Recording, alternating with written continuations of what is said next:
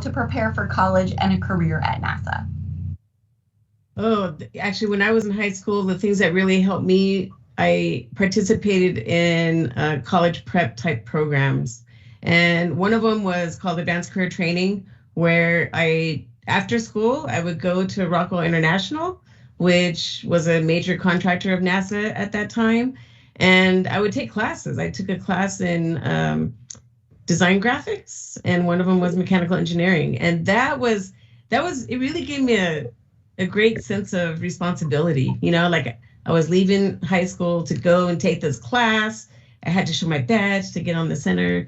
And it was really, and I'd be in the hangars taking these classes, and I would see the big NASA meatball on the walls. And that, who knew that I would one day be working at NASA?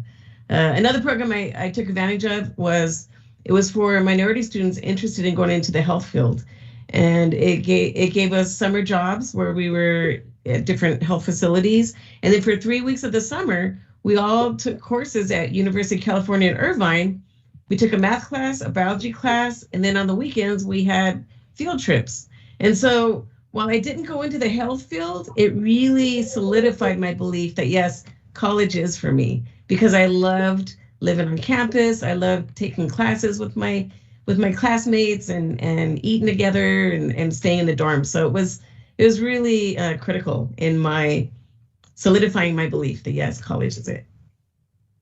Excellent. Nikki, is there anything you'd like to add to that question? I would add, number one, you have tons of resources through the web. And the one thing I didn't realize as a student until I was there is how much people in their careers, people like us, love working with students. So you may think that you're getting something out of it, but the truth is most of the time we get more out of it and we're having more fun than you are.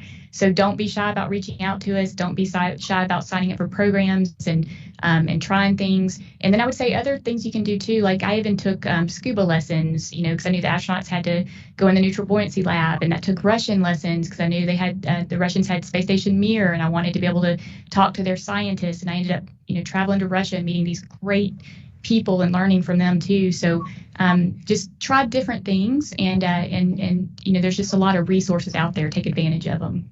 Don't be shy. Very cool. Awesome advice. And Amanda, would you like to add any advice for your fellow students? Yeah, so one of the things, the big things that have been incorporated in my life a lot have just been to not fall into peer pressure. You're going to see a lot of your friends doing a lot of different other stuff, and that's a really good thing too. But I also think that you should follow the path you want to follow, regardless of what other people are doing. I know that for me this year, I am in an engineering class at my high school, and I am the only girl in 25 people. And so I know that none of my friends wanted to do it with me, but I pretty much just had to tell them, you know what, this is something I'm really passionate about. And I think that anybody who's passionate about anything should go for it regardless. And so that's what I would give to you. That's excellent advice. And just because you're the only girl doesn't mean you should give up. I was in some physics classes with maybe one other girl, maybe two other girls, maybe no other girls. And we had a great time anyway. Yeah, right? That's even more reason to stick with it. Right? Exactly. Don't be scared off because it's hard. It's supposed to be hard. Yeah. You'll have fun meeting the challenge, right? Right. We all did. All right. Well, we are just about out of time for our question and answer portion. Thank you guys so much for joining us today. Thank you, Nikki. Thank you, Dana. Thank you, Amanda. You're all wonderful, inspiring women. We are so happy to have you. And students, don't go away just yet. You'll have 2 minutes to gather your supplies for our guided activity in just a moment. Thanks so much for joining us, guys, and have a great day. Students, we'll see you again in just a minute.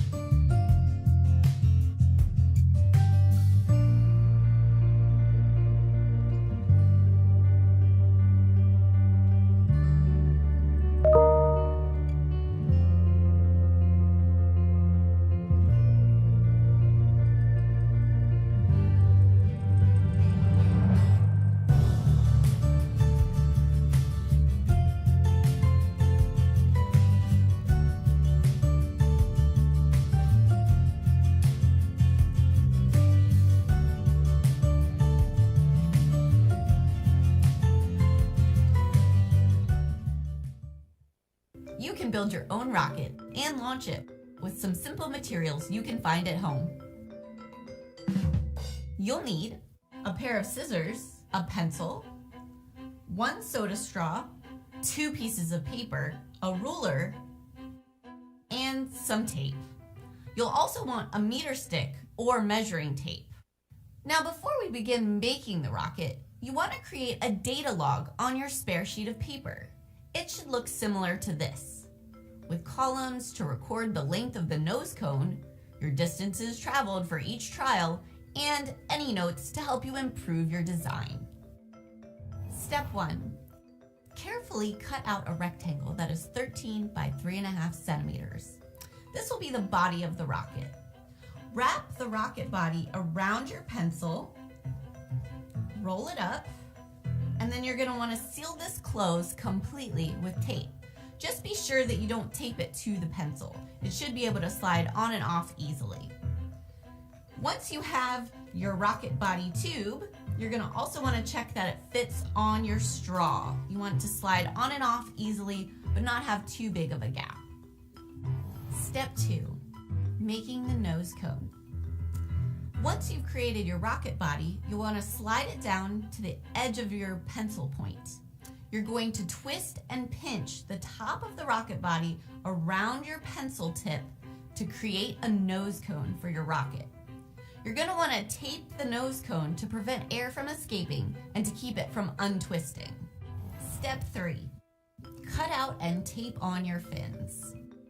First, you want to carefully draw and cut out 4 fins. So you can see here I have 4 fins, not 2.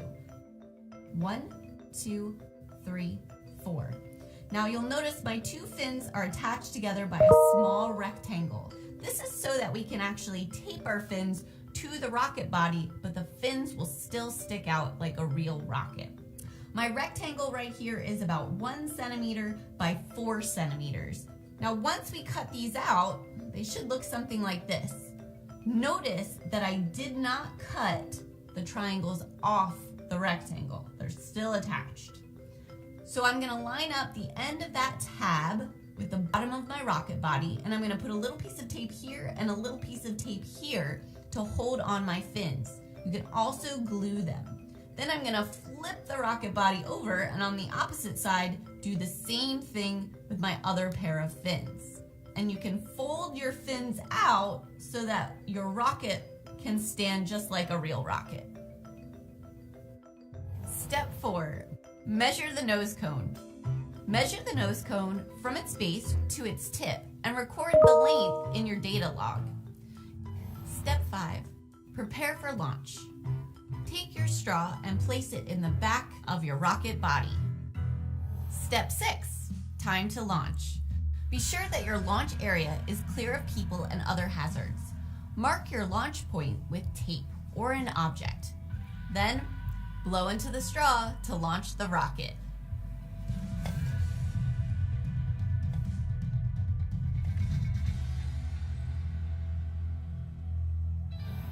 Step 7, measure the distance traveled.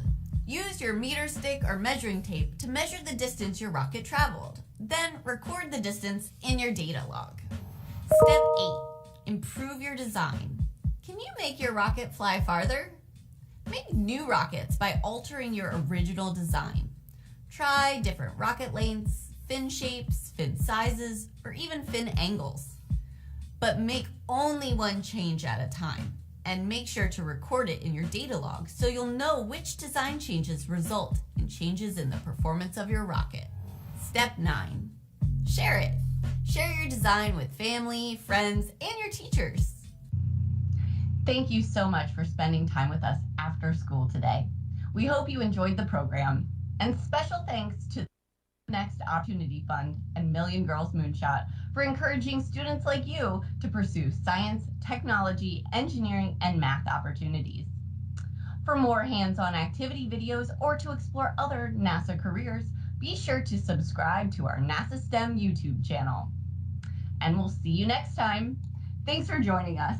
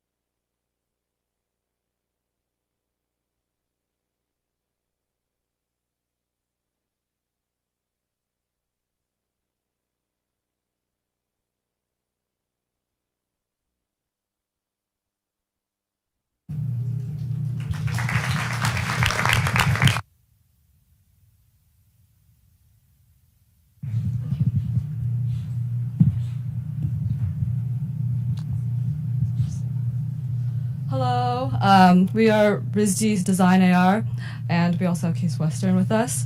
And next slide.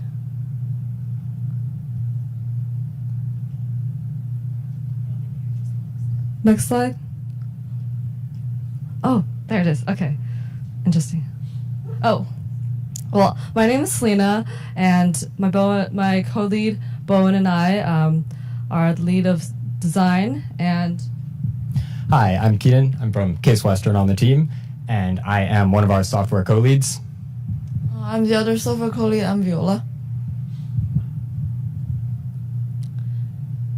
So, the goals of our interface design was to reduce cognitive load, reduce the amount of mental steps to interact with the device, and then also be as intuitive and easy as possible so that even novice users could learn it. The way our interface works is that we have this small navigation bar on the left that floats, and when you select it, there's vitals, navigation, genotes, and messages. And when you select it, it opens up a page to its left. And for example, if you select one, it opens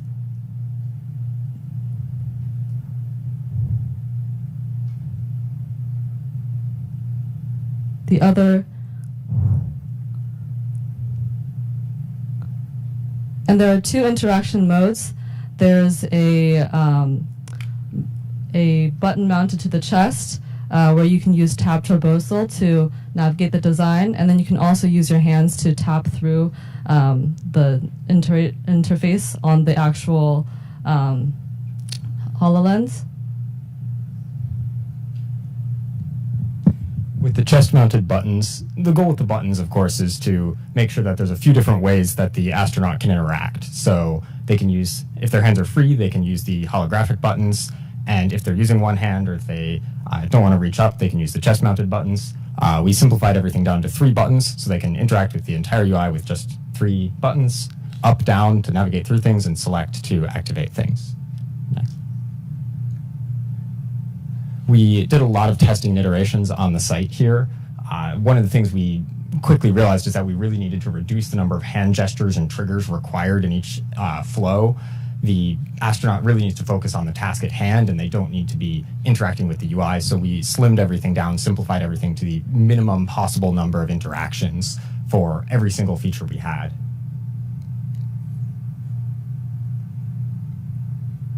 We also, in the same vein, reduced the number of functions.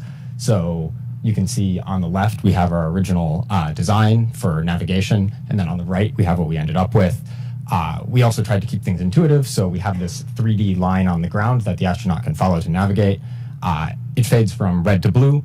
That way, the astronaut gets a very quick visual indication of how close they are without having to kind of read a map or read a time or try and use numbers or anything like that. Same thing with all of the interaction gestures, right? All of our vitals, we condensed it down onto one page as much as possible. That way, the astronaut can quickly, at a glance, see everything without having to tap through or interact with anything. And all of this is part of the bigger goal of reducing cognitive load on the astronaut for using the user interface, right? So the user interface should be there to do its purpose and out of the way when they're doing astronaut tasks. In the same vein, we unified a lot of things together, right? So everything is in one entire pane floating in front of the user. There's not multiple different things popping up. This one pane means that they only have one thing to keep track of. Now for hardware, we had 2 external pieces of hardware connected to the device. One was a GPS sensor.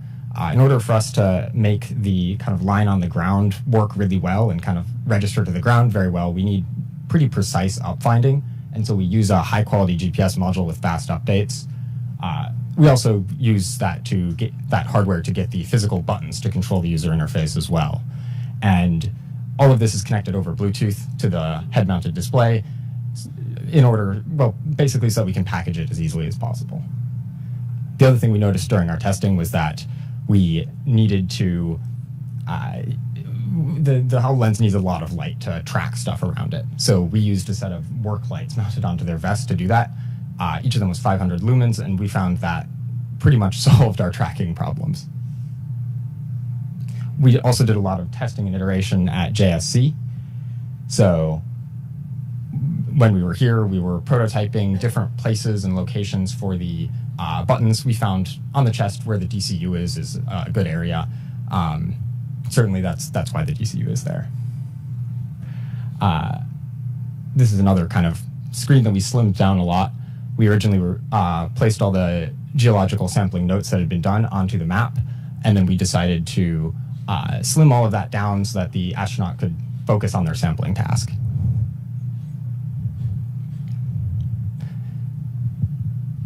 And then for the when we tested it yesterday, feedback that we had were that the interface was really good with the spacesuit, especially with the additions of the manual buttons, and that the colors were really good indicators. So what we learned from the mostly our previous user test and the first test day is that we need to implement early and fast. So this is from our the UI user testing that we've been doing throughout the process. That due to remote work, resource limitation, and distance between our members, so we were spread out throughout 3 universities in the US, and I was in Rome, Italy for the last semester. And we were not able to implement our design into the HoloLens until very late in the process. And then when we finally did implement, we found out that what works on Figma is very different from what works in Unity, and what works in Unity is very different from what works on the HoloLens. Next. So yeah, we learned that we need to implement into the HoloLens during the first stages, even if like it's not like a final product. And then we learned to reduce, merge, and narrow down. So throughout the design process, our product got fewer and fewer frames, less and less functions, and that's when we know it's getting better. And then we constantly learn from the testing experiences that UI needs to give feedback to the user's actions. For example, red dots indicates recording, so that when you hit the video button, it gives you like some feedback. And then highlighting that indicates selection of the destination button, because there's like it's also because previously there was something wrong with the colliders, so the buttons wasn't like working super well, but it was like a cluster of like 10 destination buttons all in one place for the user to select destination.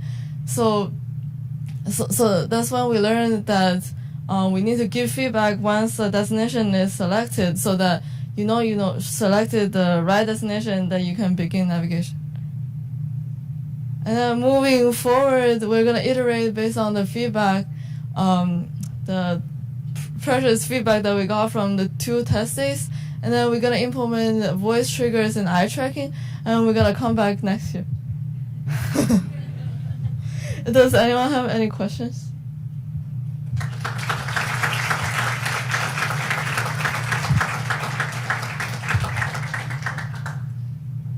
Okay.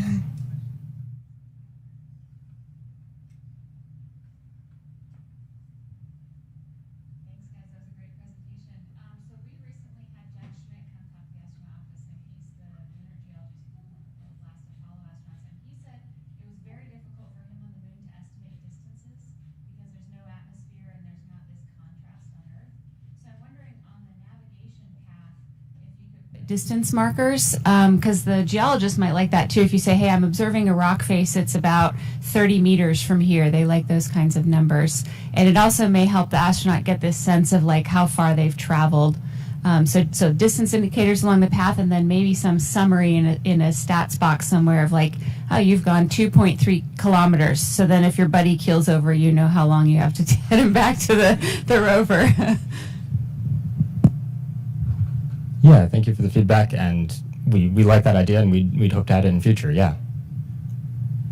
actually, my question was somewhat tied to that. As you pared down what you were capturing as far as your notes, is there anything you thought to add? I agree. I think distances is important to know. I think also if you have, I noticed when you said you had, it was better to be able to make an indicator that you had done something successfully. That's important to note. Is there also something that you could have off to the side with your tasks at hand? So that way you could, even if it goes off at the end, if you know you have to complete 4 tasks, knowing that, yes, you hit the record button and it captured is important. So you're not falling back later and wondering why it didn't capture. Yeah, so we breezed through a couple of our features there, but it does show you a list of photos and videos that you've captured. So you do get feedback there. And certainly I think one of the things that we've taken away is that a lot of the very small details for feedback are extremely important. So having more feedback on some of our interactions is definitely an important thing to add. Hey, Rizdi, great job. I think one of the things I was most excited about for your team is that you're purely a design school, and of course you have quite a few other people on the team, but my question for you is, how did you merge some of your design concepts from a design school and then merge them with also some of the hard engineering requirements? And was there any difficulty, challenges you faced there? Are there elements that we could start incorporating from a design aspect for next year's challenges? Yeah. Something that we did was we actually took 2 years. We missed the deadline for the first year, and then we spent that year doing research, which gave us a lot of extra time to understand the problem space. And then we also, when we recruited the engineers, we also had them start designing a little bit with us after we have some research, just so they had like a little bit of a picture. And I think that probably helped a lot because they felt more attached to the design. Yeah. Thank you. I have a question about the cognitive load aspect of your design. So in the future, how do you anticipate handling more voluminous loads of information, right? And so astronauts have to process a lot while they're doing an EVA or just in general. How might your design accompany that or account for that in the future? One thing is that we just didn't want it to interfere with whatever task they're doing. So like the buttons on the chest can turn off all the interfaces if it interferes. Yeah.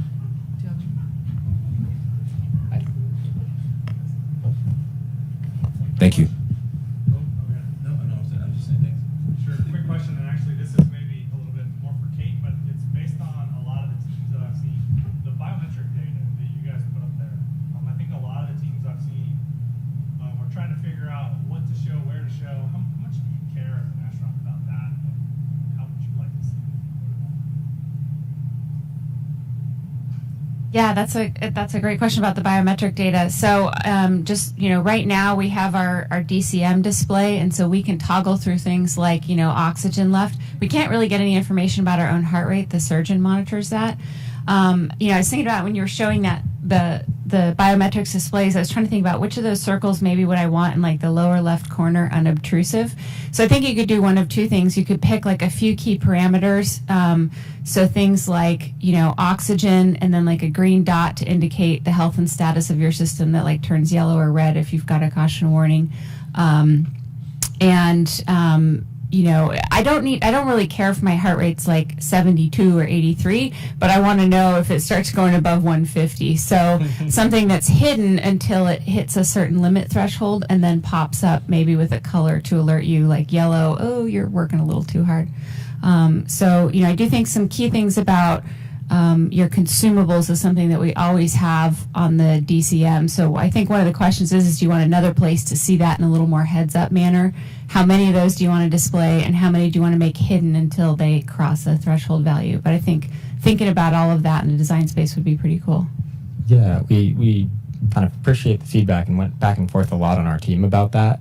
We actually do show one piece of information on the heads-up display. We show the minimum remaining time, so the next time that you're going to run out of oxygen or battery or something similar, right? the problem we have from some perspective is with an AR head-mounted display, you have a very small field of view, and anything you put in that heads-up area, it takes up quite a bit of it, right? So we really pared it down to the minimum for heads-up type content.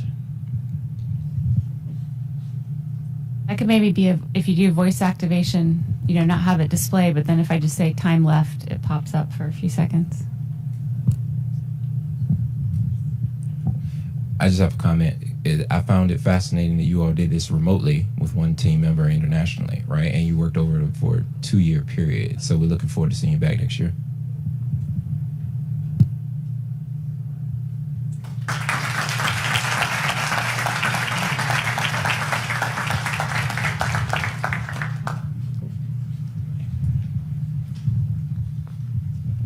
All right, and our next team up is Wichita State.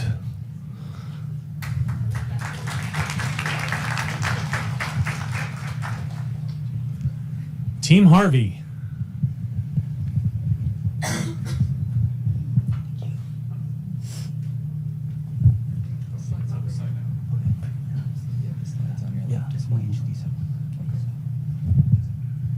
Hello, my name is Bill. I'm here today with Philip, Vadif, Ramil, Abby, Valerie, and Shayo.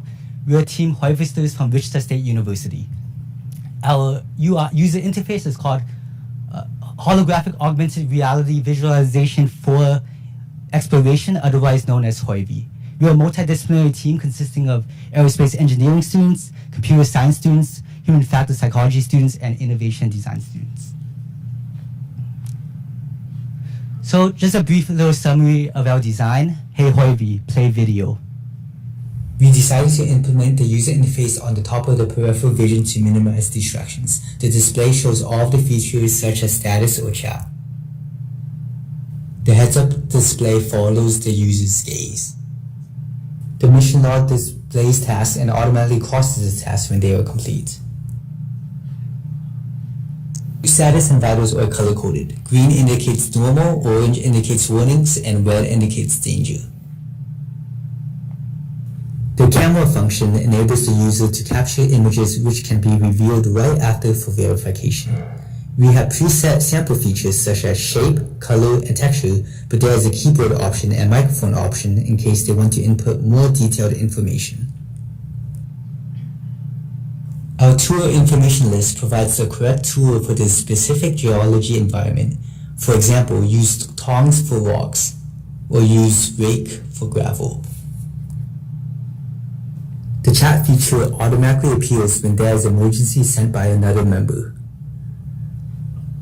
The user can use preset messages or an integrated keyboard or voice recording. A map indicates where the emergency is signaled. Open voice command list. Oh, sample collected. Our voice commands are organized in a list and easily accessible.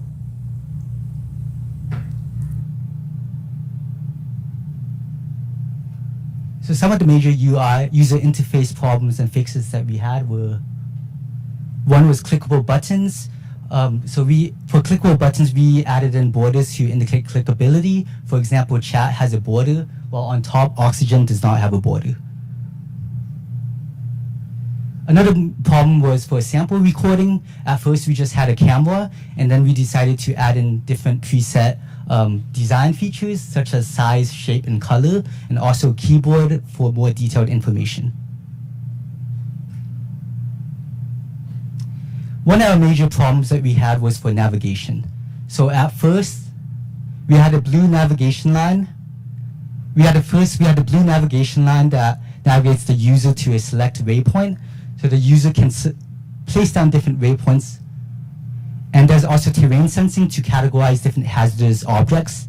But due to some problems, due to some bugs, we had to include an aerial map instead.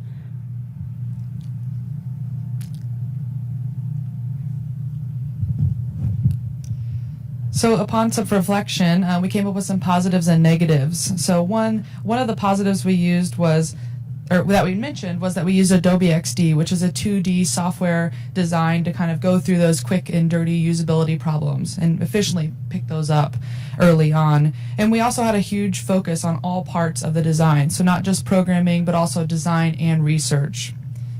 Click. Yep. One more click. Thank you.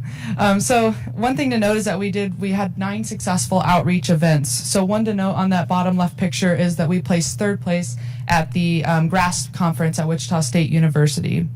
But then going over some of the negatives that we found is that we had one programmer. So, but he did, we did produce a good design after that, but we really relied on him. But it worked out in our favor. And then another thing in the bottom right is we did a retrospective, and we found that we could improve in some areas in our design and our team. So we decided to set more detailed goals and deadlines, just to keep us moving along to the objectives. And then it also, just providing consistent updates for the team. Maybe some of the design team knew something that the programming team didn't, so we made sure that every Thursday we were updating the team in our weekly briefing. Click. Perfect. So several takeaways that we came up with. The most important things is that, one, this was a really unique opportunity for us, especially Radif, our freshman, who actually mentioned the other day in a lunch that this was my favorite part of my freshman year, which I thought was amazing. And secondly, this was just an opportunity where we can learn how to communicate with multidisciplinary, people among our team and use that for future projects or careers down the line. Next. Next. Is it going? There it goes. Okay, so 2 rules that we came up with after this whole experience. So one, never forget your photo ID when you go to the airport. I'll just say that, Radif. Secondly, don't take your programmer to the ocean without a backup pair of glasses. He did lose his glasses. So we had this, that was the other day, Sunday. But lastly, we appreciate this opportunity to bring together different people with different backgrounds with one common goal in mind. But we also want to acknowledge some of our mentors, Amanda Smith and Ryan Amick, and our WSU advisors, Kristen Smith and Maggie Schoonover, and then also the NASA Suits team for supporting us throughout this process. Thank you.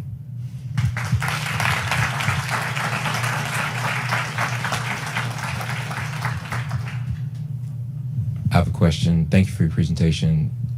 You were very intentional about having a large interdisciplinary team. What challenges did that bring to the table for you?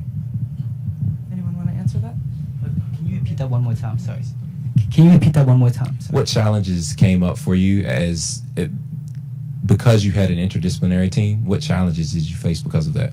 I think one of the biggest ones were communication. So letting the other team know what the other team was working on. We actually split into 3 different teams. One was a design team, programming team, and research team. So the research team first the research team would do some research on the design. Then the design team would develop that design, and then they would implement that into the programming side, and then we would do more research on the programming side. So it was a kind of a cycle, but I think one major thing was communication between different groups, and we actually found that through the retrospective that we conducted that we needed more communication, letting the other team members know what we were working on and what was going on in the other teams. Thank you. By the way, that never happens at NASA. Or Microsoft, ever. Actually, even to go along with the last presentation, I think adding scales to the camera functions, and also to where you're walking to when you're collecting samples, being able to tell, you might designate it as small, but being able to kind of get a size scenario for it might be helpful. I think also, and this probably could go to a lot of other groups, I would imagine all, being able to adjust for different types of lighting. I know you guys have all focused on that. I think moving forward, there's going to be a lot of test cases with infrared and ultraviolet, just so we can help kind of determine what kind of composition there is in the rocks and whatnot have you. So that's something to think about also for further. Quick question this is kind of for all the teams, but I'm going to start with you guys since you asked it. Looked like a lot of you guys have different ways to interact with your system. Voice commands versus manual, either hand gestures or buttons. As you guys played with your system, what did you find you preferred as you interacted with it? So definitely in a DOIC setting, we definitely preferred the voice commands because it was DOIC and the user couldn't really click. We did want to implement eye tracking as well, but we didn't get to that point yet. It was in our proposal, but voice commands definitely helped a lot. One comment and one question. So the question is, I was wondering when you said where you decided to put the display, it was kind of towards the top, but I noticed in the video it was a little bit in the sweet spot of your point of view. Have you done, A/B testing or some kind of testing where you look at the same user in a few different, like on the side or in the bottom places for the display? If I'm answering your question correctly, so the video is a little off, so when we record the HoloLens, it somehow puts it a little lower, but it is at the top of their field of view. But we also incorporated a button where they can manually move that up and down and also freeze it where it is. But it's always following you at that top where you set it, but we incorporated that up and down. I think, I guess we might want to do some more testing, even maybe with depth as well, but yeah. That's nice to have the adjustability. And my comment was I really liked the part of your process where you had the Post-it notes and you looked at what was going well, what wasn't going well, things that you wanted to keep. I just really encourage that. I think that's a great way to do some, midway through your project or at certain milestones kind of evaluate. It helps, particularly a big team like this, get on the same page, and sometimes you can get really creative ideas coming out of that. So great job in your project management with incorporating that. Thank you. Hey guys, awesome job. I'm so kind of excited and proud for you last night when Nick told me that you sent over a Lunasar message. Can you talk through a little bit of your challenges on the Lunasar messaging and the telemetry stream, and if you experienced any, and then how you kind of overcame those? You want to answer that? So originally, when we did the lunar search thing, we didn't use the right API for it. So when we came here testing, I believe on Friday, we were talking with the person who runs the server, and I was asking, like, how do we do the lunar search thing? And it's like, oh, it's on this URL right here. This is how you receive it, and this is how you send it. So it's just another, sleepless night for a programmer to just implement that right away. So it wasn't too hard because we had a system in place already. It's just we didn't know where to fetch it, and then we had that chat since the first 2 months of this semester. So everything went smoothly in that direction. It was just we just need to get that information and then use it in some way. Thank you. That's exactly what I was looking for. Thank you.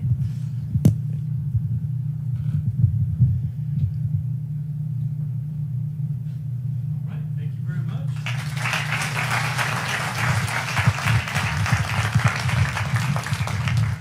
Great job. Great job.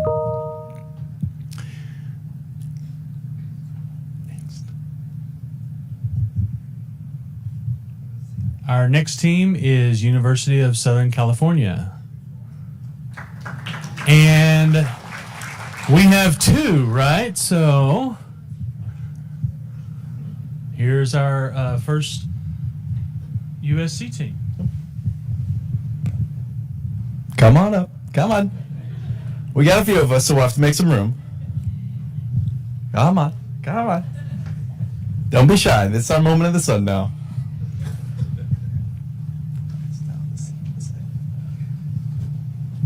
As you can see, we brought a bit of a contingent here with us to After JSC. We're so happy to be here.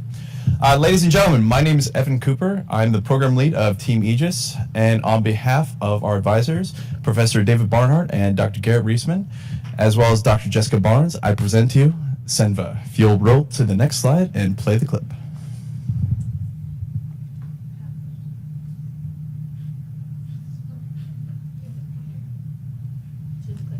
Oh, I do. I do, but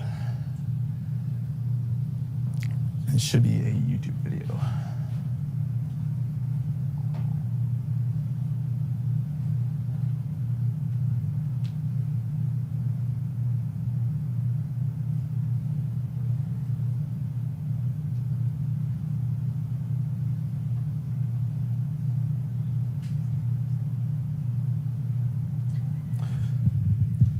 while we're getting this set up, so I'll talk a little bit about our team. So we are, as I see a lot of us are here, we are a cross-disciplinary, very large team with about 60 members overall, and this is our first year in the NASA Suits Challenge.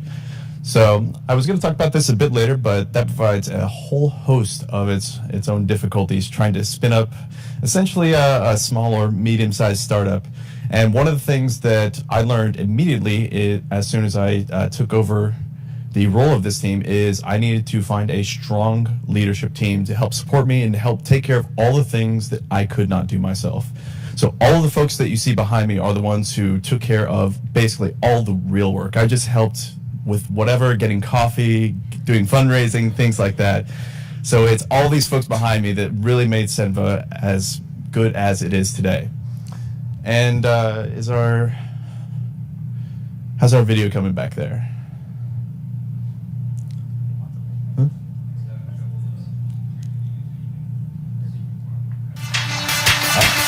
There we go. Enjoy.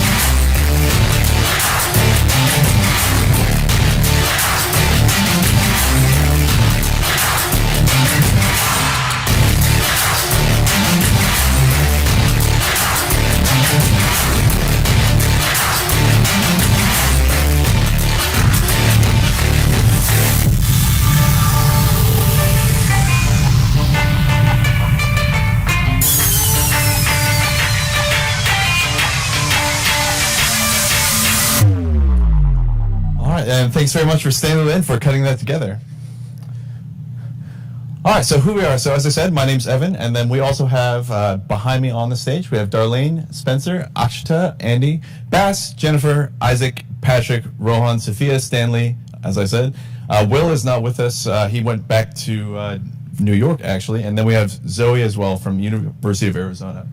As I said, our technical advisors, Professor David Barnhart, Dr. Garrett Reisman, and Dr. Jessica Barnes. We'd also like to give a special shout out to Dr. Culbertson and Dr. Olson for all their assistance on this project.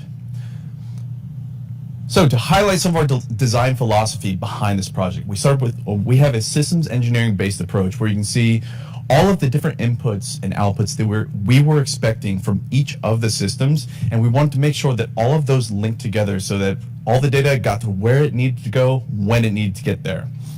Along with that, we have a human-in-the-loop informed approach where we had Darlene execute sub-studies on retired astronauts, figuring out when they have an AR panel in front of them, what do they actually want to see, and when do they need to see it?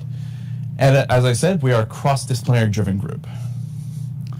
So I'll go into a bit of detail on some of the key features of our product. We have our A-star pathfinding algorithm on our digital terrain mesh. And you can see that we've got the little houses there that represent the stations that we would see in the rock yard.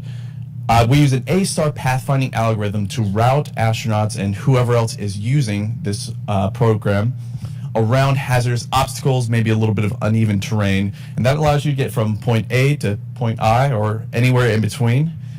Just by using our point-and-click menu that you saw in the video.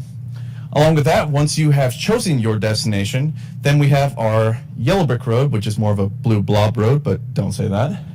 That allows you to see your path right up in the air so that you can follow it without having to, continue to look at the map like we're, old school, bringing out the road map from 20 years ago or so. For short-range navigation, this is one of our most like awesome features, and I get so jazzed talking about it. So this is our terrain markers that are inspired by Hideo Kojima's Death Stranding. Excellent game. But you can see up there we have our red and blue markers. And so what happens is we have the sensors on the HoloLens actually taking in the terrain, creating the mesh, and then using ray casts to measure the normal in between the points. If that normal is out of bounds, then it turns to a red that shows, oh, this is not a safe area to step, such as right here. Or if it's blue, then as they're walking around, they can say, oh, okay, that's probably pretty good to step at. So with that, we had originally 100 markers and some opaque shapes. We switched over to our new system, which has 625 markers, and moved to green circles and red X's to tell you where you can go and where you shouldn't go. Our Lunarsar, this is our Lunarsar panel. We have our navigation that allows you to navigate to the distressed astronaut, as well as the pre-can responses, en route, roger, and standby in order to update your distressed companion as to your status. We also have our virtual assistant, which is one of our key features. So this allows you to say, hello, Eva, and allows you to access your vitals panel, as well as using speech to text and text to speech with dialogue management. So you don't have to say the exact words of what you're trying to get to. It actually interprets your meaning. And this is all done offline. It's not using an internet connection or anything like that. Instead, it's all trained so that it can be on your person, so that as you're exploring the moon or wherever else, you don't need an internet connection the entire time. Some of our future work is we're looking for dynamic modification of our digital terrain model, so that as the astronaut is moving across the surface, if we have some LOLA data or anything else like that, now we can get the actual person on the ground modifying that terrain so we can get real up-to-date readings. Also looking at using eye tracking for both input and to monitor the alertness levels of the astronaut, so that if they're kind of like getting a little woozy or things like that, we can use the eye tracking to really track that data. Along with that, using machine learning for computer vision for geological sampling, adding in some extra peripherals such as a haptic alert system, as well as alternate input systems to get away from the gesture-based control, which may not be viable using a pressure suit such as the XEMU or any new suits coming along the pike, as well as using the LSAR to figure out the ETA to the nearest pressurized volume, both if you are walking at a normal speed of 2.2 meters per second, for the Apollo walking speed, or if you need to actually take an incapacitated crew member. Cutting that down so you can see exactly how much time you have to get your companion to a safe environment. Alongside that, a dynamic warning of the walkback limitations for some of the missions that are a bit more out there away from the home base. And this is the full list of our team members, as well as some of our gracious sponsors. Thank you so much to everybody who helped get us out here. It was definitely not an easy thing, but we have appreciated every single opportunity that we've had today, and this has been an absolutely amazing trip. So thank you all so much for allowing us to come out here and to present to you our product over about 9 months of work. Thanks very much.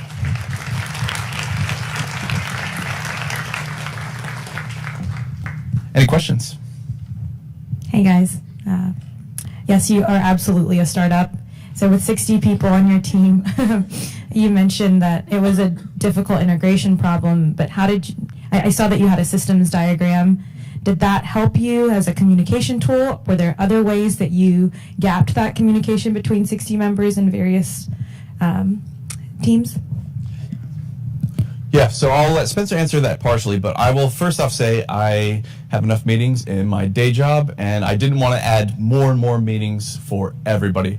So immediately we said, okay, we'll have some very basic general all hands meetings, but from there we immediately split into focused teams that have different capabilities and different responsibilities, so that those small teams could meet on a more regular cadence, such as every week, whereas the larger meetings maybe once a quarter or so. I think we had overall 4, so that we could cut down on the amount of time that was just kind of me talking to everybody on a Zoom call or things like that.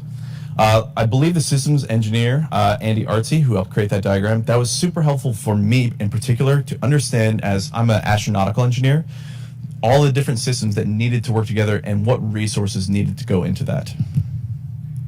Yeah, so adding on to that, so I would say we had 2 major features as to how we organized. First being we adopted the Agile development cycle. So for those unfamiliar with that, essentially every meeting is weekly. So it's a weekly sprint, and the meetings consist of 3 things. So first of all, updates. What have you done this week? Second of all, bug squashing, because, well, 5 minds is always going to be better than 1. And finally, what are you going to do this week? And this development cycle allows for a lot of flexibility with a college student team. And finally, I'd say that we organize our teams in a way where we prioritize a more combined arms approach rather than here's a team that does only artworks, and then we're going to have to pass it on to this team. Oh, this team says artwork's no good. Okay, we got to pass it back. So we wanted to make that as integrated as possible, which is why in our UI team we had both programmers and designers. I know we heard from some of the other teams that they realized they wanted to streamline once they started. What kind of changes did you make to simplify things? And moving forward, is there anything you plan on adding or maybe changing the way you did it? Absolutely. So some optimizations that we have done, which allowed us to improve from 100 terrain markers to 625 terrain markers, for example, is decreasing the color depth of the HoloLens from 24-bit to 16-bit. We also started building in master mode, which is far, far superior to both release mode and debug mode. On top of that, some additional features that we've now found out that we can incorporate is we can actually increase the density of terrain markers even further, so keep pushing that limit. And on top of that, we've actually tweaked around with the spatial mesh that the HoloLens actually creates. So we're looking to actually improve our DTM updating feature. And on top of that, make our A-star a whole lot more, dynamic. And finally, I'd say another, like a stretch goal is possibly asking NASA to provide us a DTM with much, much higher fidelity of the Rockyard or whatever future test site that we have, because, we just relied on consumer grade Google Earth high altitude satellite photogrammetry, and that definitely doesn't pick up like boulders and tiny rocks that well, which is why we got the terrain markers to help us out. So they work in tandem and works great, I think. Yeah, and alongside that, I think setting a clear sight on the goals that we had for the project. This was our first year, so we kind of try to do everything all at once. Setting a clear sight on what we actually want to accomplish is, I think, going to be, for next year, a much stronger product when we do that. Can you expand just a little bit more on what you mean by making A-star pathfinding a little bit more dynamic? What elements would you add there? Yeah, so the A-star Pathfinder that we have right now is currently working on a pre-generated DTM, which is the 3D map that you see right there. Yep. That's collected using Google Earth. However, you'll notice that there are holes in the mesh, and that's simply due to that's the nature of high altitude photogrammetry. But if we had a solution such as using terrestrial-based photogrammetry, or my favorite, drone-based photogrammetry. So you have this low-altitude drone that basically flies around, collects like maybe 200, 300 pictures, stitches it together into a 3D model. That allows us to map out the terrain with much, much higher fidelity.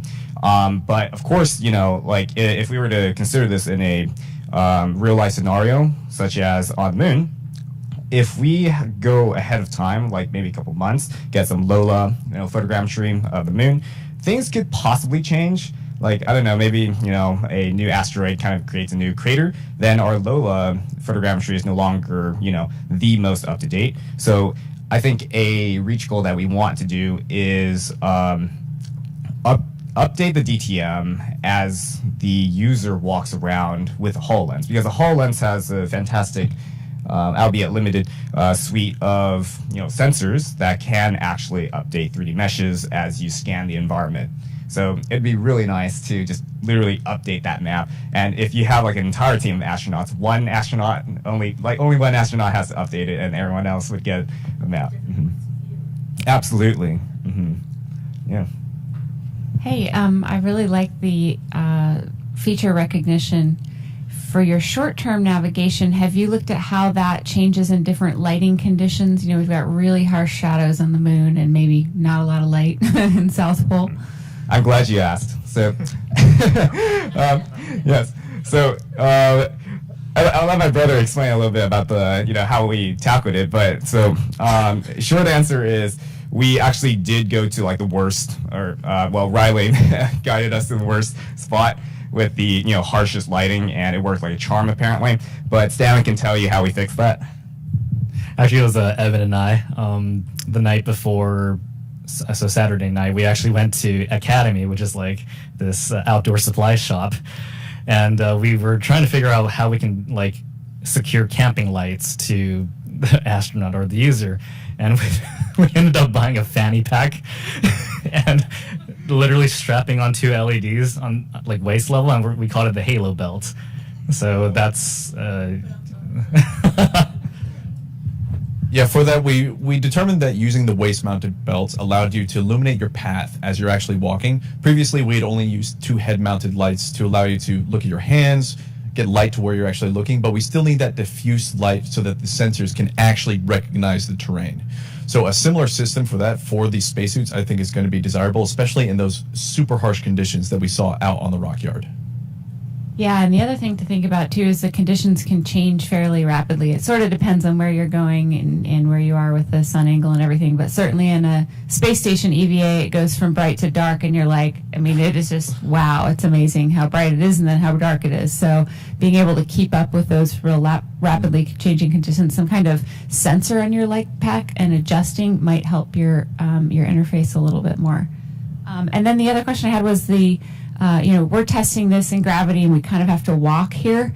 But if you see the Apollo astronauts, they're doing this kind of bunny hop, lunar shuffle. And so I'm wondering how this, is a projection of the terrain features far enough? How does your mesh network accommodate some vertical lift in each step because you're coming up and down versus going straight across?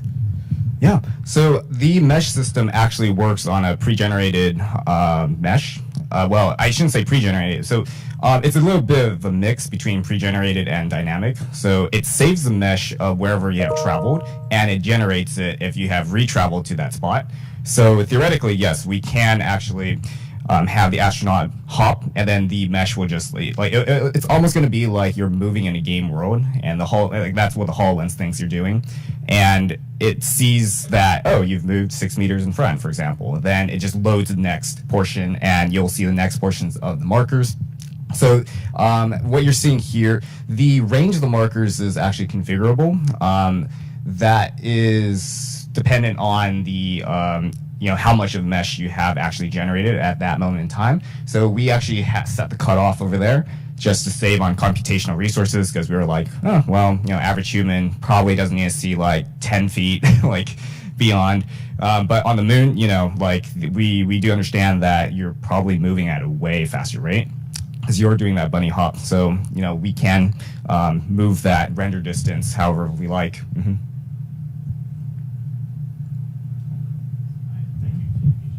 Thank you all.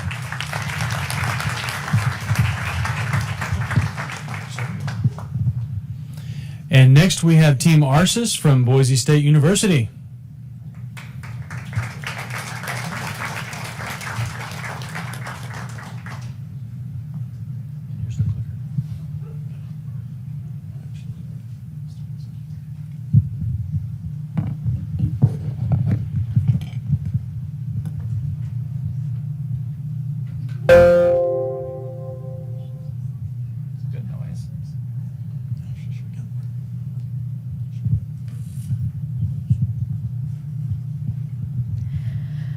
EVA missions are more than the research that's conducted, as they have and continue to inspire generations of innovators. As we compete in this challenge for the 5th year in a row, we've had not only the opportunity to develop XR lunar exploration tools for NASA, but we've also had the opportunity to conduct a lot of outreach and touch the youth and to help inspire them take paths beyond our surface. To introduce ourselves, we are Boise State, and we have created Arsis as our solution to the NASA Suits challenge.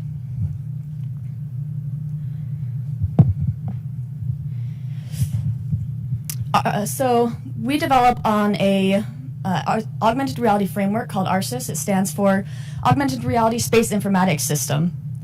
So we developed this year by year to help fulfill the challenges given to us by NASA, as well as adding in a few other features that we find would be useful for EVA missions. Our biggest strength is the addition of virtual reality, which creates another dynamic tool for the mission control to use to help assist, navigate, and communicate with the astronaut.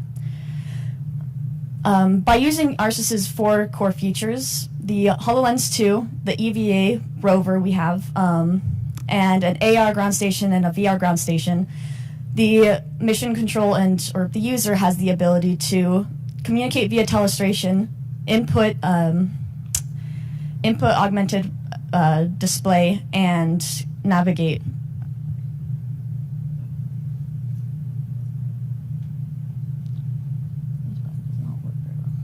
So you have to press this one. All right, so we're going to get in a little bit more specifics of what actually makes, like what our specialties are, like the things that kind of set us apart a little bit.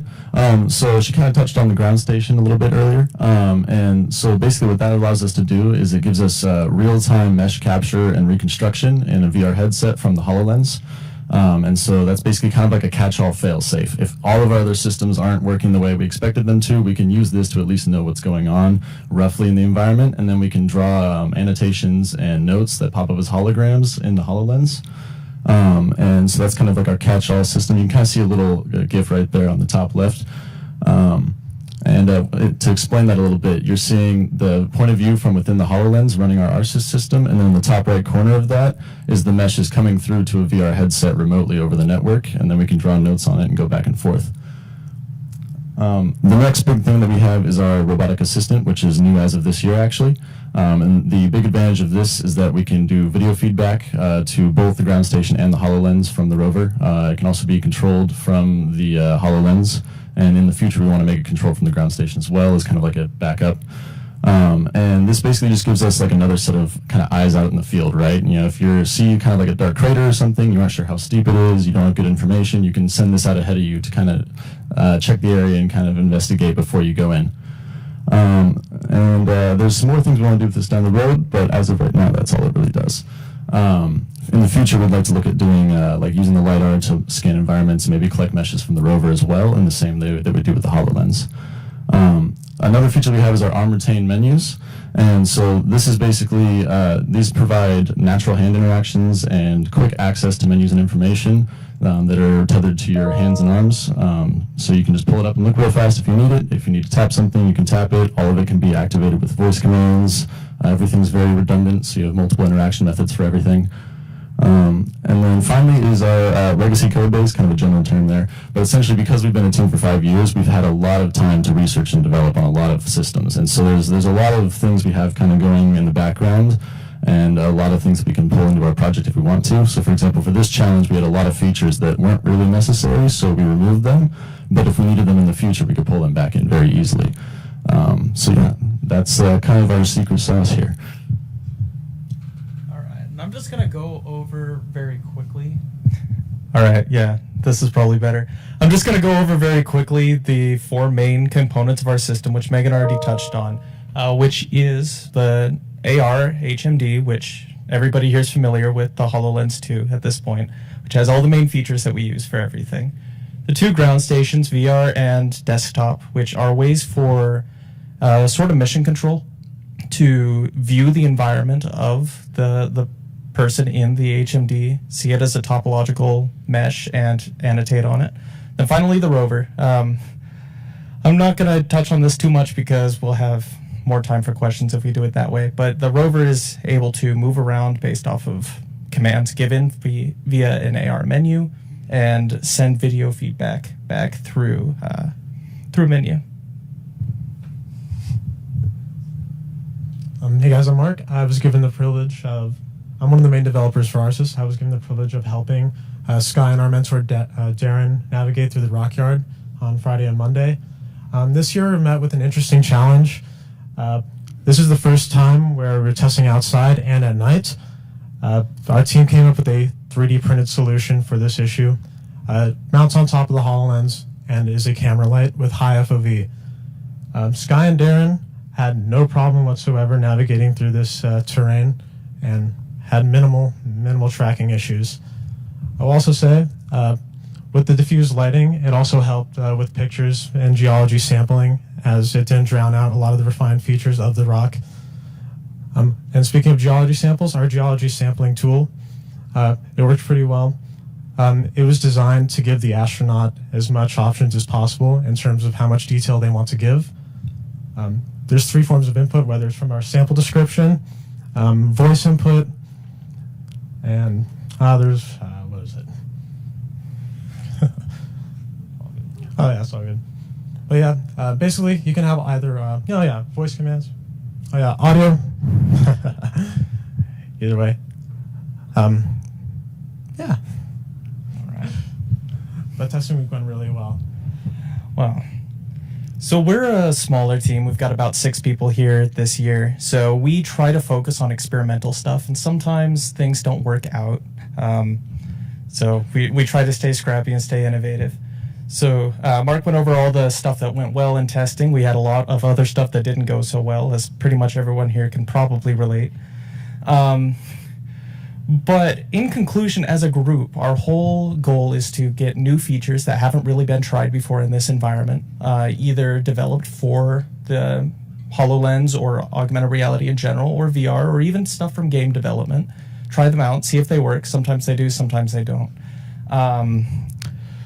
Yeah, so over the years, we've brought in a lot of new things that haven't been seen before in suits, from the VR telestration to mini maps to the rover this year and other features like that. But even more, we've had a lot of features that didn't work out and didn't make it all the way to suits, or are still in development, like fixing drift via cloud anchors, or what are some of the other ones we're working on right now? I mean, the rover kind of fits in that category. It wasn't completely there at the time of testing. Oh yeah. Going over one of the team's options, basically 3D topology. We were thinking about, 3D scanning an area and using the terrain mapping data to use area targets to recognize where you're at within the area target. And that was definitely one of the ways we were thinking of aligning our targets without telemetry. So yeah, for sure, lots of research. And over the years, we try to bring in as much of the stuff that actually works into our project as we can. And that's the overview of what we do as a group.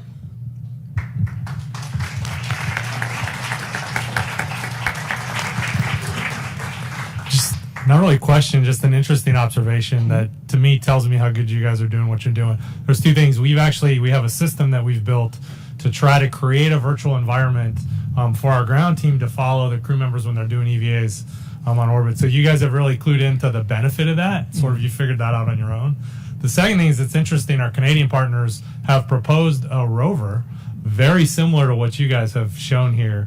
Be interesting to see what they think of and versus what you guys have come up with. But it just tells me that this process is really working for you guys, and that's to me one of the big benefits to us, to having you guys thinking this way. You guys have latched on to a lot of the same problems we're thinking about now today too, so it's really cool to see how you guys have done this, especially with a small team. For sure, it's a lot of fun to think about these things and think about what solutions would work for them.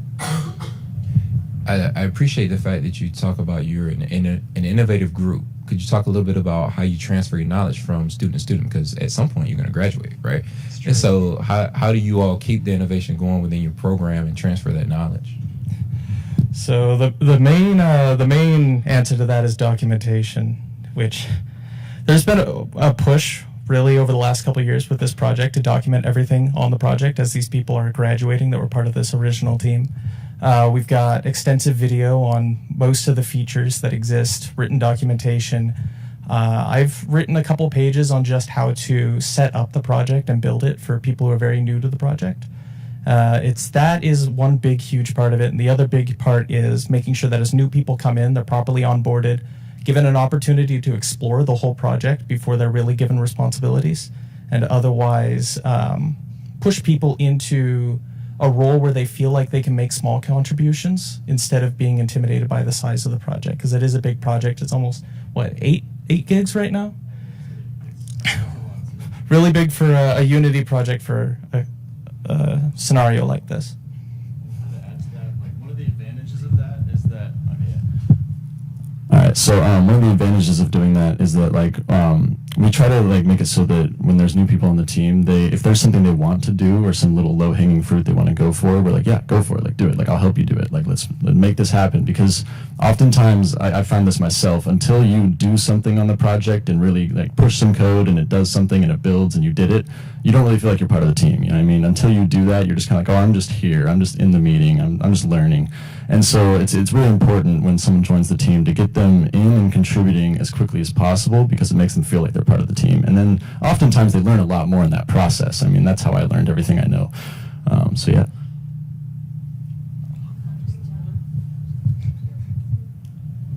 Technology's hard sometimes. Great work. I really do like Chris said, I like that you came from it at a lot of different angles, and I like that a lot of it can be built upon. I think the rover would be also really great later on for collecting samples.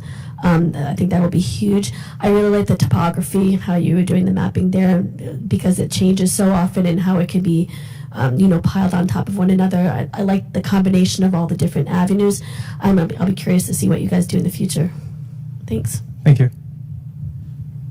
Great job, guys. I commend you for being so courageous with very large features and being a small team. I think that is very brave of you, and that is exactly what you're giving us, the things that we want to see, and you really followed the mission description. In the future years, I think, and you probably learned this a little bit this year, but because you have such a smaller team and you have a lot of big features, I would find a point in your schedule where you come to a close on what those feature sets are going to be, and then bring them forward, because everything you chose to show is every single thing we wanted to see, and I'm really curious to see any sort of first-person views of your telestration capabilities. So thank you for doing that, and I'm looking forward to see what you bring back next year. Thank you.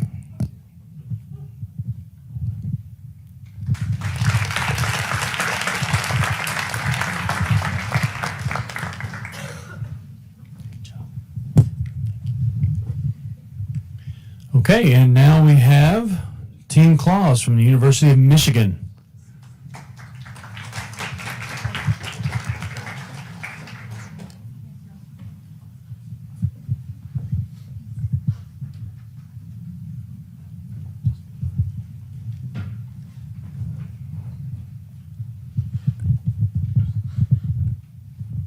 All right, hello everyone. My name is Hope. I'm a UX designer, and I'm here with my team Claus at the University of Michigan. We'll be presenting to you Hoshi. All right, so just a high-level overview. We mostly focused on navigational features, geological features, and we also worked on a voice assistant called Vega for user commands and inputs. We have our primary interactions are controlled by voice. We also have secondary interactions by physical touch, like fingers, hand raise, and we also make sure to give feedback through visual and audio cues as well.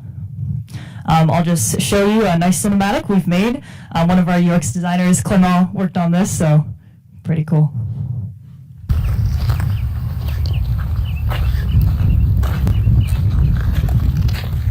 Hey Vega, open menu. Let's take a look at my vitals. Looks like I'm good to go. MCC, Neil and I are looking good to head out to the geosampling sites, heading to Station Alpha now. Roger. Your vitals all look positive. You're good to go. Hey Vega, open map. Okay, let's get directions to Station Alpha. And we want to go to Charlie next.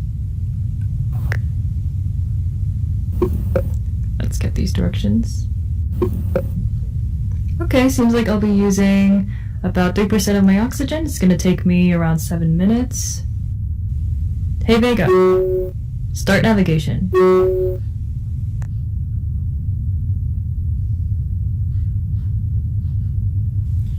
Hang on a second. I didn't see this on the map. Let me go check it out. Gotcha. Just stay within the radius you're supposed to. Don't worry, I will. Oh wow, this is interesting. Hey Vega, show directional aids.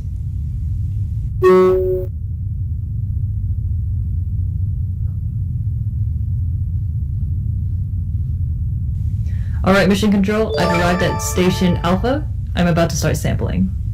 Roger. Everything looks good on our side. Proceed with your mission. Alright, I found an interesting sample here. Hey Vega. Hide directional aids. Hey Vega. Open notes. Alright, let's just open this one I've already created.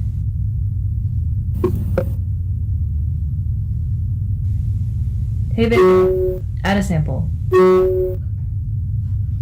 Let's take a picture of this.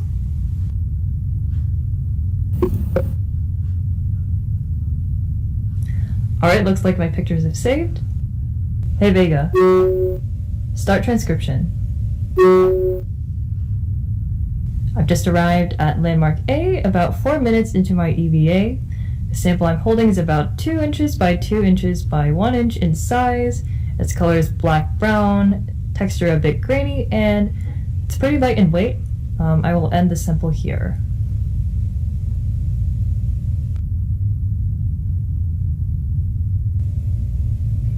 Hey Neil, I'm done. Where are you? Let's head to the next stop.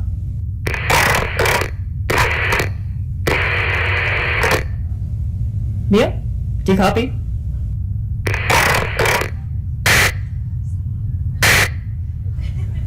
Neil, do you copy?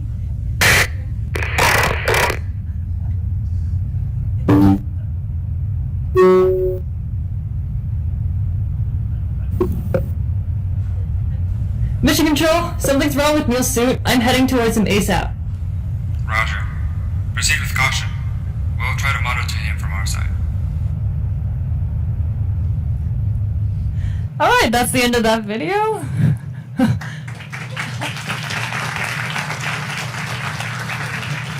Sorry about that.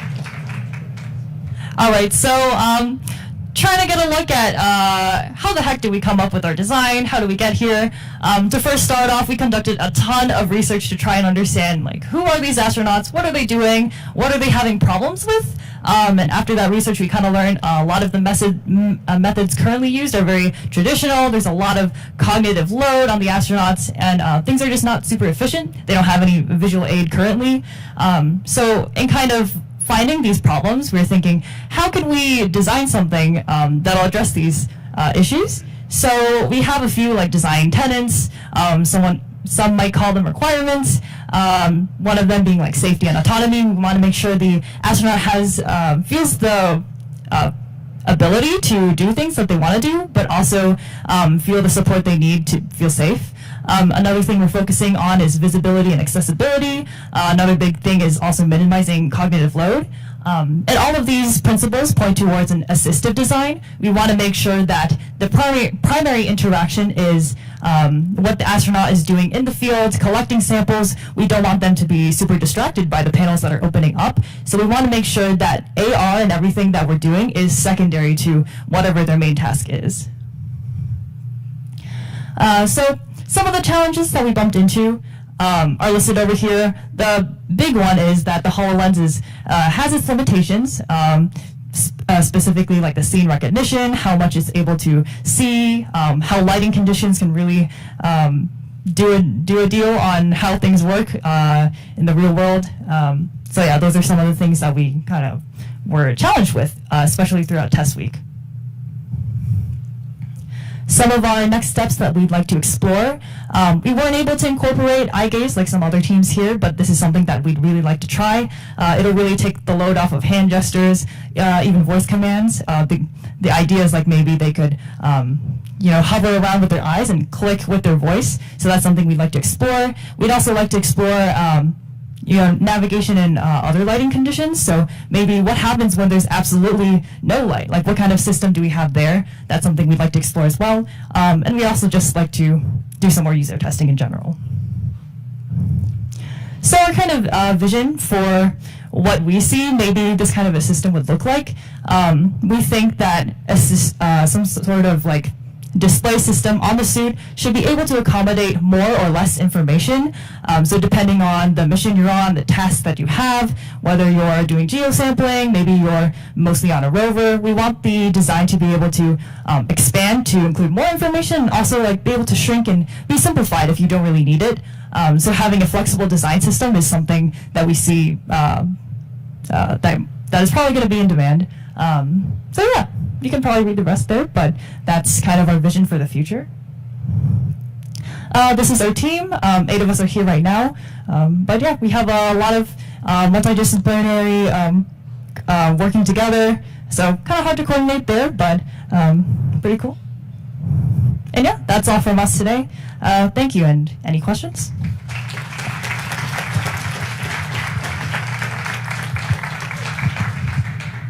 Hey, thank you guys. I really liked your video because that showed me exactly from the user point of view what you were doing through a couple of different tasks, and it really got me the sense of how somebody would interact with your device. So great job on that.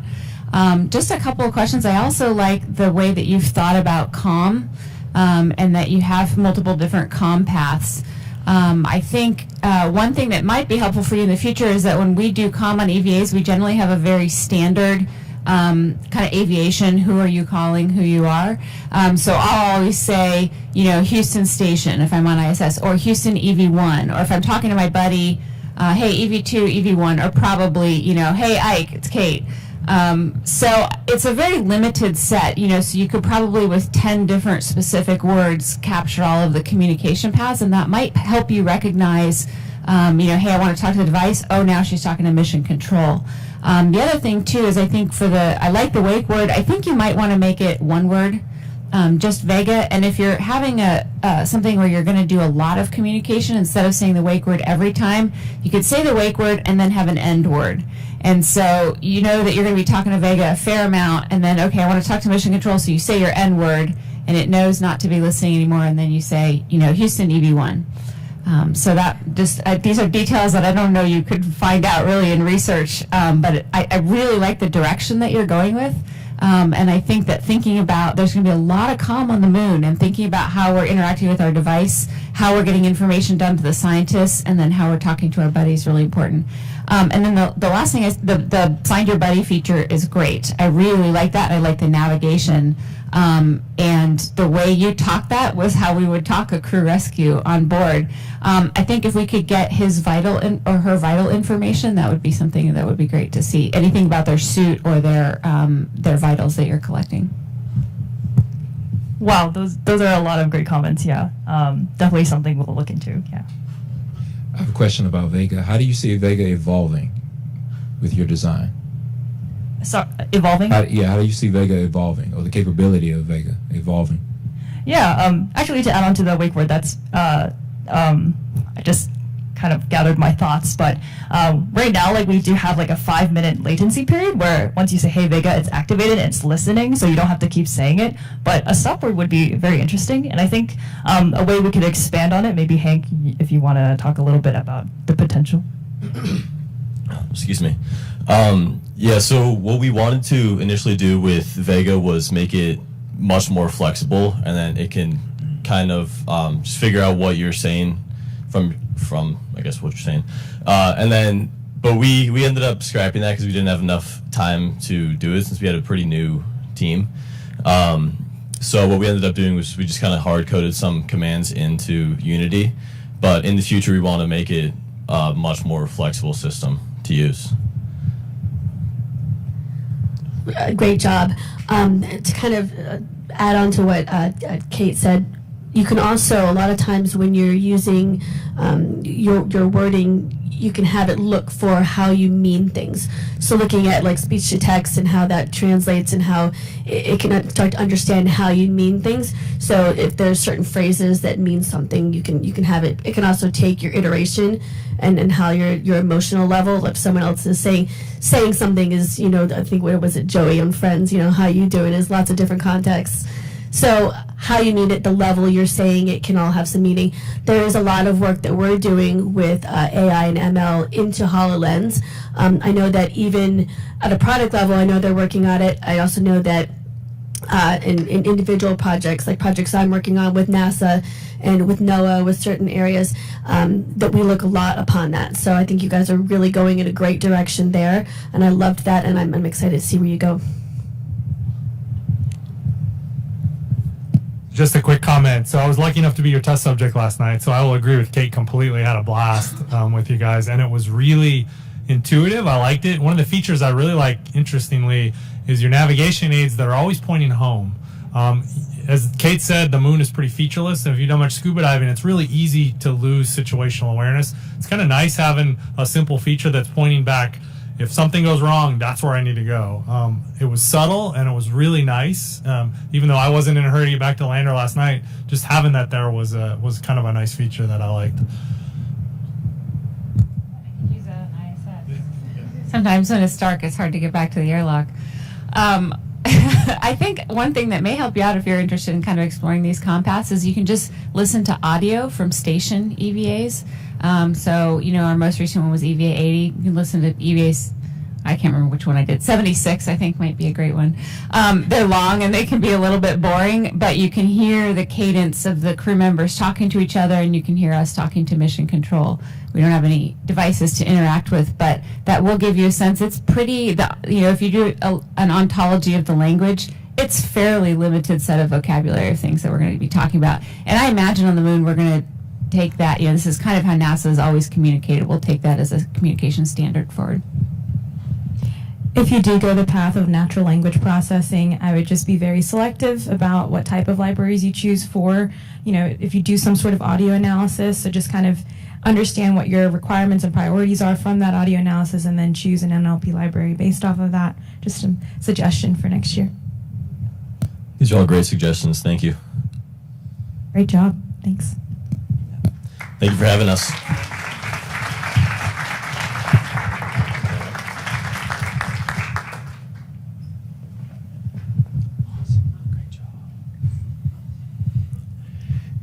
And at this point in our program, we have a stretch break.